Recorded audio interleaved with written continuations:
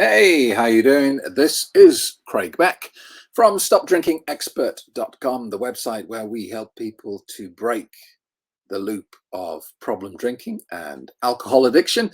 So if you have stumbled across this video because you are worried about your drinking, step one is to go to the website and sign up for today's free quit drinking webinar. The web address is at the bottom of the screen. And I will take you through the process that I've used to help over 200,000 people just like you to easily break the loop of alcohol addiction and find your happy, sober life. That's the goal of the website. So today, oh, by the way, if you are new to the channel, welcome. You are very welcome. Don't forget, Wednesdays, 9 a.m. Eastern Standard Time, we do a live stream where we all come together and help each other out, celebrate our sobriety. I do an AMA, so you can ask me anything. Don't forget, and hit that subscribe button on the channel where you're watching this and like the video as well. So today I want to talk about another sober celebrity, a sober actor, and that is Samuel L. Jackson. Now, his story is not quite what you might expect. The title of the video is basically that Samuel L. Jackson owes his career to quitting drinking and drugs. And so you might assume that his story is something like he never really had any success. He was not getting any parts and then suddenly stopped drinking and hey, he became a celebrity, right? That's kind of not what happened. Samuel L. Jackson was an actor for 20 years, drinking heavily, using drugs. He was getting parts in movies and getting lots of theater recognition. But nobody really knew he had a problem. And that's why I wanted to talk about him. This is not an Oliver Reed story, where he's so visibly an alcoholic and everyone knows he's an alcoholic. Samuel L. Jackson was a bit like me in that, I had a drinking problem, but nobody knew about it. I was entirely functioning. I was the director of multi-million-pound companies. I was a family man. I had a nice house. I had a nice car on the drive. I wasn't turning up late for work. I wasn't getting arrested. I wasn't getting into any trouble at all because of my drinking. Because it was something I was doing, in privacy. But my God, did I have a problem. And I think, Samuel L. Jackson had this same thing. He had a major drug and alcohol problem. It's just that nobody really knew it. Everyone thought, oh, that's just how he is. So I think it's super brave that he talks about it so openly. And I thought I just wanted to share you a little clip of him talking about what happened when he got sober. So here he is on the Jonathan Ross show. Let's just take a look at this. Now, when you saw the first Star Wars movie, this was the period of your life when you were enjoying most of what the planet has to offer in terms of recreational pursuits. Yeah. You were high as a kite, am I right? Totally. You were off your face. Yeah, man. Yeah. So is that a good way to go and see Star Wars? I imagine that must be terrifying. Isn't it? No, man. As soon as that ship jumped into hyperspace, me and about 150 people in that theater were like stuck to our seats, like. Because in New York, then you could actually smoke reefer in the theater. So nobody bothered you. So we were all pretty much lit up. We were waiting on the movie to start. All of a sudden, it was on, and we were like, So it was the perfect way to watch that movie, man. It was like, yes, this is what I want to do. What do I have to do to get in a movie like this? Because there was a long period in your life where you were not just, using substances, but you were working at the same time, weren't you? All the time, yeah. So you were turning up for work out of it. Well, I learned to act that way. When I first started to do theater, I had this very interesting drama coach who said to us that if you're going to learn to do it, you learn to do it the way the great ones do it, the way, Richard Harris and Richard Burton, those guys. Well, Burton, yeah. The guys who were toasted while they did it. So Oliver Reed? We did it. Oliver Reed, my hero. So that's what we did. We would drink, we would rehearse, we would smoke reefer and rehearse, and we did plays. We drank at half hour, and we sat around and we got ready to do the play. Yeah. And I never knew another way to do it, so I functioned that way, and it was fine. And I knew my lines, and I knew the dramatic intent and everything else. And it wasn't until I got clean that I started to connect emotionally to the roles, which was, you know, a whole nother revelation to me. And amazingly enough, the first role that I ever did, substance-free, was Jungle Fever. Wow, as late as that. So you're up until that stage. So Do the Right Thing was before Jungle Fever, wasn't it? Yeah. So you were out of it during the filming of that? I wasn't out of it. I was in it. No, what? You were in it, but out of it at the same time. I always felt like I was in it. Yeah. I always felt like I was more in it. But I was just, you know. But you're good in that film. And yeah, you were... but I'm just sitting in the window, you know, being a DJ. That's right. You weren't carrying the film. I'll give you that. Exactly. Yeah, but the performance you have is a good one. It didn't seem to affect it too adversely. No, it didn't at all. It never did. I mean, most people who knew me never thought I had a drug problem. Yeah. It was just, you know, that's just Sam. That's how he is. And I was a good time guy. And the biggest worry I had getting clean was, am I still going to be fun? Oh, yeah. And I worried about that. And then I realized I had more fun, you know, once I got clean. So you're straight and sober now. You don't smoke? I don't drink. I don't get high. I smoke cigarettes. Yeah. Coffee? Yeah, I love coffee. Oh, man, I love coffee. Yeah. Chocolates? No. Have you tried a hobnob? No, what's that? You've got a treat in store of you after the show. Oh, really? A chocolate hobnob. Hobnob. What exactly is it? Wait and see. I don't want to spoil the surprise. All right. Everybody here seems happy about that. You just got to close your eyes, open your mouth, and I'm going to slip you a little bit of pure heaven. No.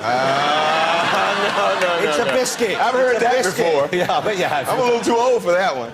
Well, you've got to get film parts some way, I'm sure. Let's talk. Okay, so light-hearted interview, yeah? But I think there's some really important points in there. He was successful while he was drinking. He was getting parts in movies, bit parts, not big parts, but he was earning a living. He was, he was acting on the stage. He was getting this and he was getting that. He thought he was doing great. He didn't think alcohol and drugs were a problem. And then he got to the point where he got sober. And at that point, everything accelerated. He started getting major roles in movies. He became a star when he stopped drinking. And this is what I've always said.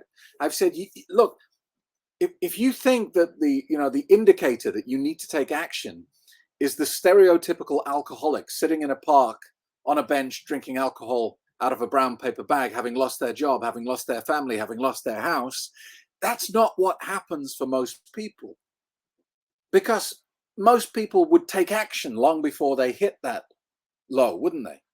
For us problem drinkers who are psychologically addicted to the drug, what alcohol is more likely to do to us is hold us in stasis, is to hold us in a position of mediocre.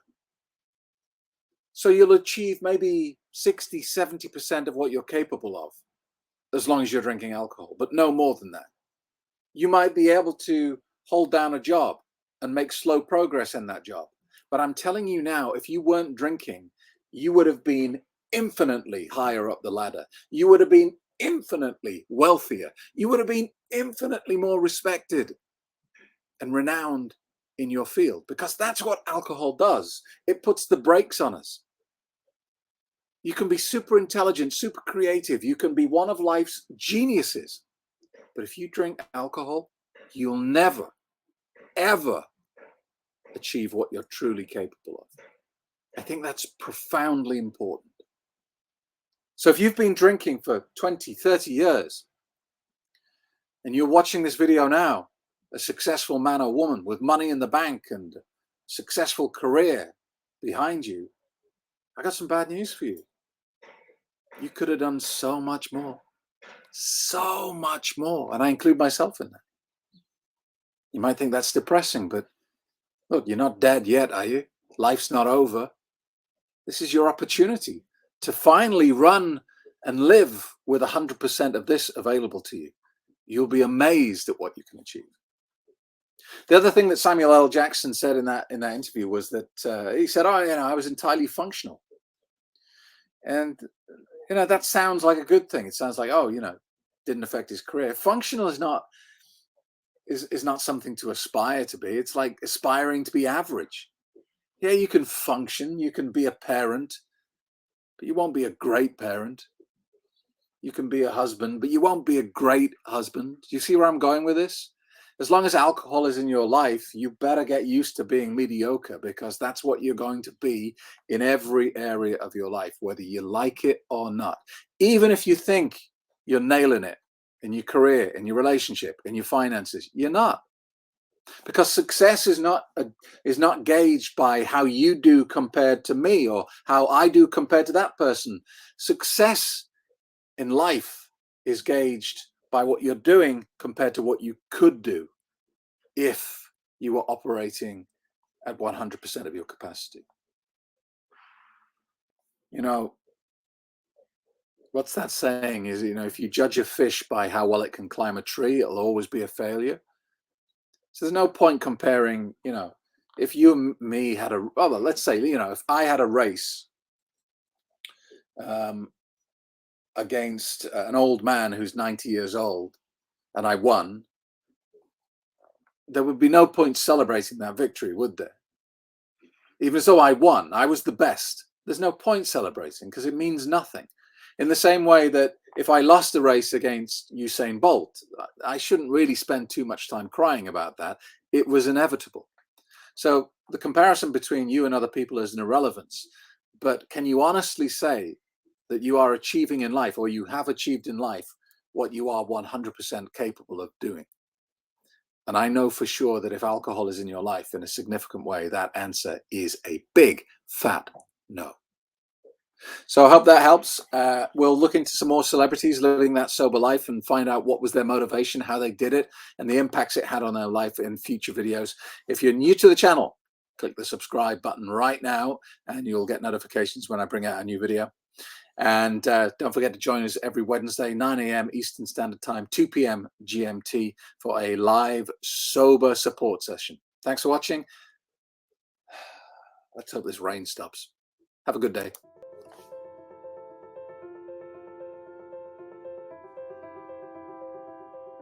And it's the only drug on planet Earth that when you get a problem with it, they blame you and not the drug.